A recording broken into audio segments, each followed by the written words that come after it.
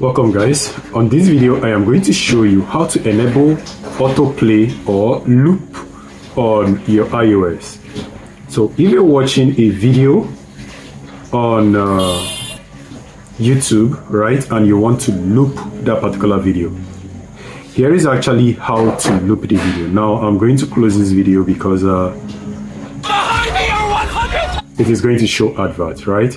So if you want to loop a video, all you need to do, click on this settings icon. You see it brings you to this particular settings or this other option. You click on more option and then you're going to see where it says loop. Click on loop and there you go. It is going to loop this video. What loop means is after I finish playing, it's going to play again.